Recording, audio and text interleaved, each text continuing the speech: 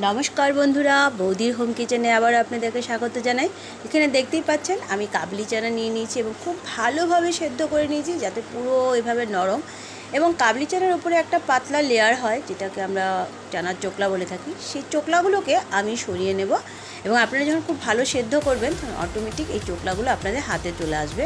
এই দেখুন, একদম নরম সেদ্ধ, যেভাবে আলুকে নরম সেদ্ধ করি সেইভাবে। এবার এই চানাগুলোকে ভালো করে আমি এভাবে ভেঙে নেব, চটকে নেব, যেভাবে আলুকে করে নিয়ে আমরা নরম করে সেদ্ধ করে, ঠিক সেইভাবে পুরোটাকে আমি এইভাবে মিশিয়ে নিচ্ছি।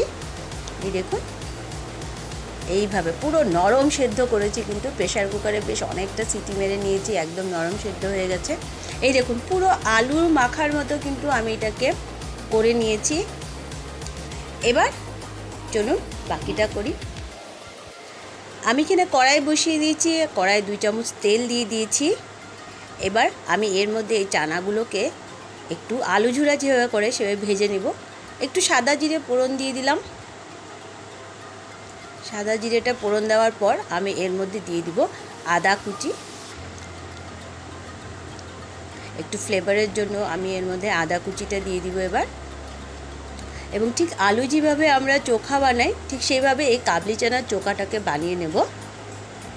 তো দেখুন, আমার জিরেটা কিন্তু বেশ একটু লাল হয়ে আসছে। এবার আমি এর মধ্যে আদা কুচিটা দিয়ে দিচ্ছি। এই দেখুন, আদা কুচিটা দিয়ে দিলাম। এবার আদা কুচিটা সামান্য একটু ভেজে নেব যাতে আদার কাঁচা গন্ধটা চলে যায়, তার জন্য একটু সামান্য ভেজে নিচ্ছি আদা কুচিটাকে।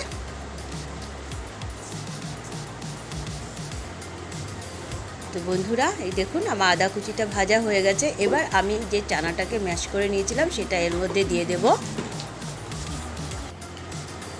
এই দেখুন, একে একে পুরো চানাটাই দিয়ে দিচ্ছি। দেখতে মনে হচ্ছে পুরো আলু সিদ্ধ মাখা, ঠিক সেই রকমভাবে এটাকে আমি মেখে নিয়েছি। এবার এটাকে খুব ভালো করে মিশিয়ে নেব।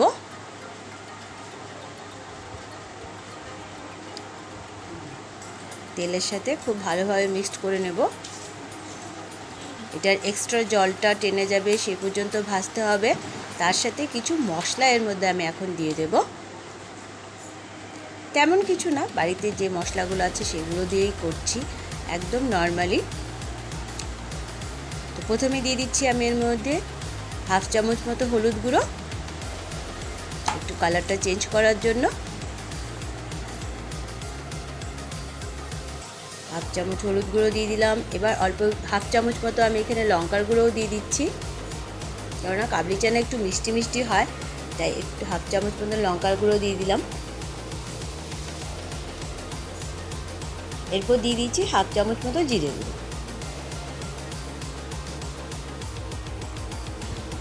জিরে গুঁড়োটা দেওয়ার পর আমি এর মধ্যে দিয়ে দিব লবণ পরিমাণ মতো। লবণ দিয়ে দিলাম পরিমাণ মতো এর মধ্যে। এরপর দিয়ে দিচ্ছি সামান্য একটুখানি চিনি। এবার ভালো করে এই মশলাগুলো এর সাথে মিশিয়ে এটাকে ভাজা ভাজা করে নেব, যতক্ষণ না পর্যন্ত এর জলটা টেনে যাচ্ছে এটাকে ভেজে নিতে হবে। ঠিক যেভাবে আমরা আলুর চোখাটা তৈরি করি ঠিক সেইভাবেই এটাকেও তৈরি করে নিচ্ছি। তো বন্ধুরা, আপনারা যারা যারা আমাদের চ্যানেলটিকে দেখছেন অবশ্যই লাইক করুন, শেয়ার করুন আপনাদের বন্ধুবান্ধবদের সাথে।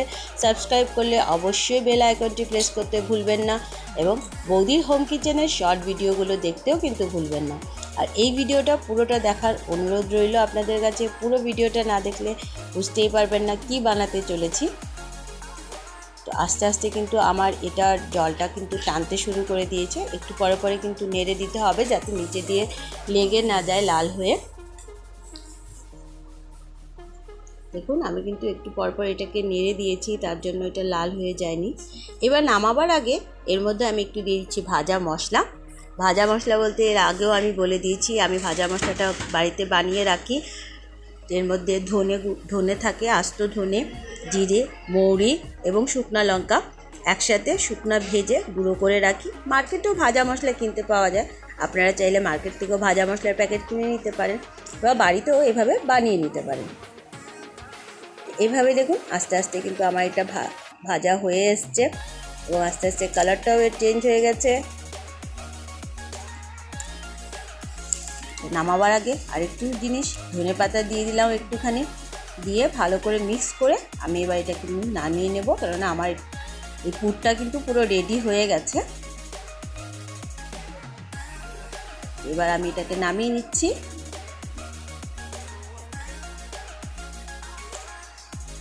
বেশ সুন্দর একটা কিন্তু গন্ধ বেরিয়েছে। আপনারা যখন নিজেরা বাড়িতে বানাবেন আপনারা নিজেরাই বুঝতে পারবেন। এবার আমি এটাকে তুলে নিচ্ছি পুরটাকে।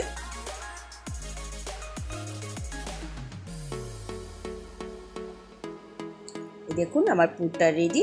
এবার পরের স্টেপ কী বানাতে চলেছি, আমি এখানে নিয়ে নিচ্ছি আটা 2 কাপ পরিমাণে। আজকে যেটা বানাবো সেটা হচ্ছে ছোলার পরোটা, ছোলার পুর ভরা পরোটা বানাতে চলেছি। তো আমি এখানে আটা ইউজ করছি, আপনারা ময়দাও ইউজ করতে পারেন। দিয়ে দিচ্ছি 1 চামচ মতো চিনি, পরিমাণ মতো লবণ দিয়ে দিচ্ছি,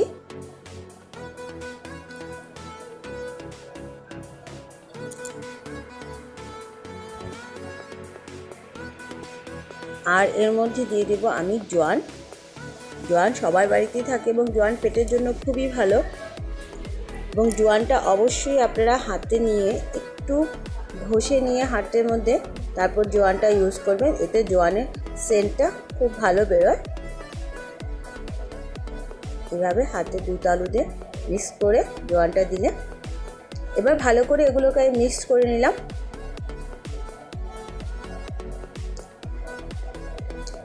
এবার আমি গরম জল দিয়ে আটাটাকে মাখবো, কেননা গরম জল দিয়ে মাখলে খুব সফট হয়। তো অবশ্যই আপনারা হালকা গরম জল ইউজ করবেন আটাটা মাখার সময়।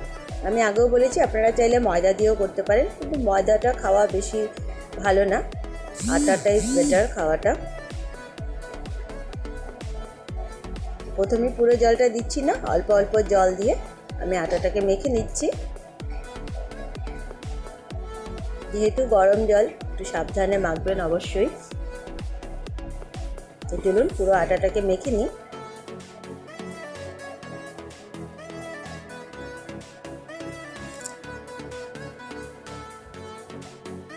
এই দেখুন আমার আটাটা পুরো মাখা হয়ে গেছে, একদম সফট মাখা হয়েছে। এবার হাতে একটুখানি তেল নিয়ে আমি পুরো আটাটার মধ্যে মাখিয়ে 10 মিনিট মতো ঢাকা দিয়ে রেখে দেব। অবশ্যই পুরো আটাটার মধ্যে মাখিয়ে নেবেন।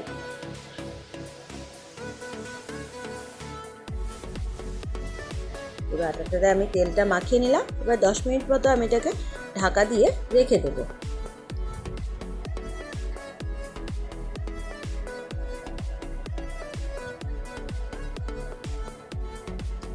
চলুন 10 মিনিট ঢাকা দিয়ে রেখে দিই। দেখুন 10 মিনিট পর আমি ঢাকাটা খুলে দিচ্ছি এবং আটাটা খুবই কিন্তু সফট হয়ে গেছে।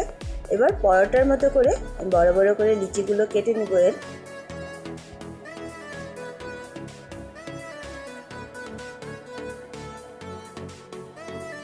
এইভাবে আমি বড় বড় করে পরোটার মতো করে লিচিগুলো কেটে নিয়ে এইভাবে শেপ করে নিয়েছি। এবার হাতের সাহায্যে মাঝখানটা বাটির মতো গোল করে নিতে হবে।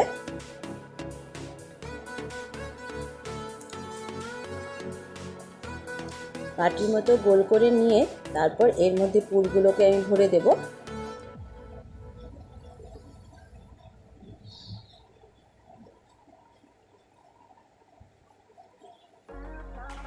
দেখুন পুরটা কিন্তু খুব সুন্দর হয়েছে। পুরটা ভরে দিচ্ছি এর মধ্যে, দিয়ে এবার মুখটা সব দিক থেকে বন্ধ করে আবারও গোল করে নেব, যাতে পুরটা বেরিয়ে না যায়।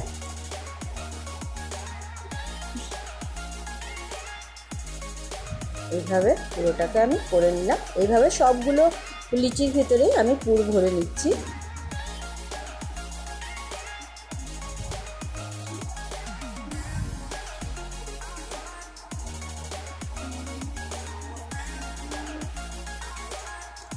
দেখুন বেশ অনেকটা করে কিন্তু আমি পুর লিচির ভিতরে ভরে নিলাম।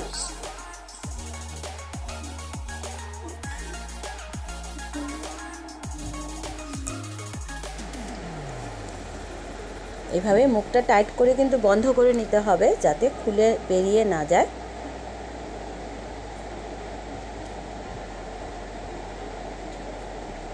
হেভি টেস্টি একটা রেসিপি, একদম অন্যরকম নতুনত্ব। আশা করছি আপনাদের সবার ভালো লাগবে। এই দেখুন সবগুলোর ভিতরে আমি পুর ভরে নিয়েছি। এবার এগুলোকে চলুন বলে নেওয়া যাক। সামান্য একটুখানি আটা মাখিয়ে এটাকে আমি রাউন্ড ফিগার করে বলে নেব। বেশি আটা লাগছেই না এগুলো বলার জন্য, সামান্য একটুখানি হাত দিয়ে প্রথমে একটুখানি চেপে নিলাম। এবার খুব হালকাভাবে এটাকে বলে নিতে হবে যাতে পুরগুলো ভিতর থেকে বেরিয়ে না যায়, পুরটা ভিতরে পুরোটার মধ্যে সেটিং হয়ে যায়, সেইভাবে এটাকে বলে নিতে হবে। এই দেখুন খুব হালকাভাবে, তাহলে কী হবে, বেরিয়ে যাবে না।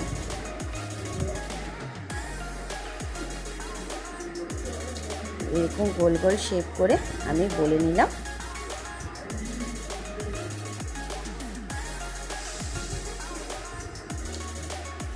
এটা আমার রেডি হয়ে গেছে। চলুন আরেকটা তৈরি করে নিই।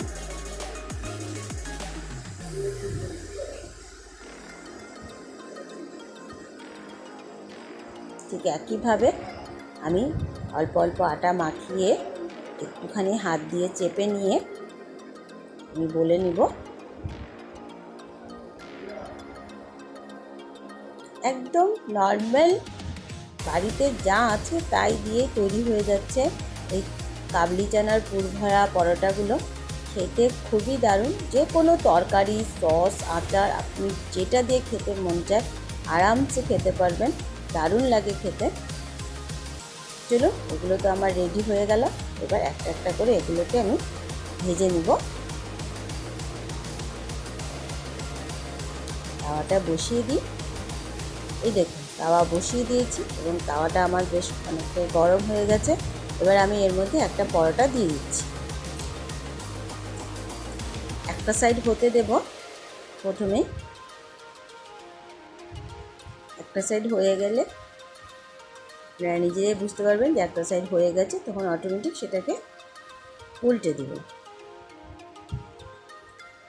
বন্ধুরা অবশ্যই বাড়িতে আপনারা এই নতুন ব্রেকফাস্টটি তৈরি করে নেবেন, খুবই সুস্বাদু খেতে। দেখুন একটা সাইড হয়ে গেছে, আমি উল্টে দিলাম আরেকটা সাইড।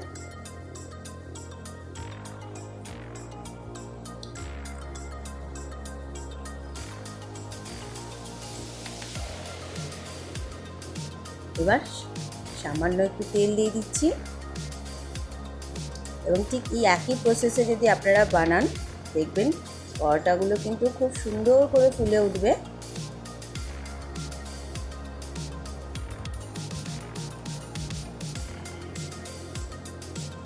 একটুও পুর কিন্তু সাইডেতে বেরিয়ে যাবে না।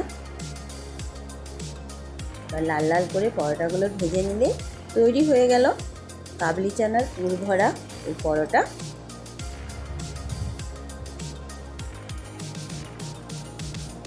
দেখুন কি সুন্দর ফুলে উঠছে, ঠিক যেমন রুটি ফুলে ওঠে সেই রকমভাবে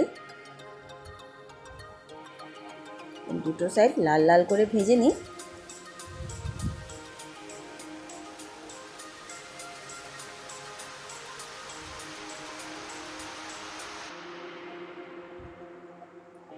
তো এইভাবে এক এক করে আমার সব পরোটাগুলো কিন্তু রেডি হয়ে যাচ্ছে।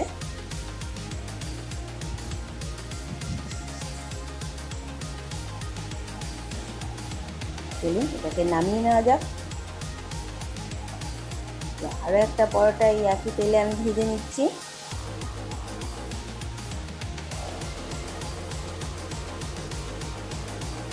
সামান্য একটুখানি তেল দিয়ে দিলাম।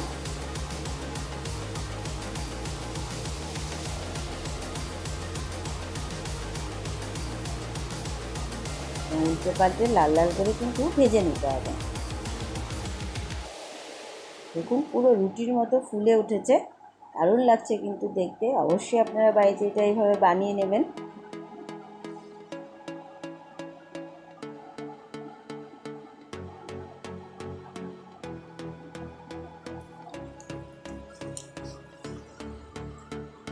আমার এই পরোটাটাও রেডি হয়ে গেল।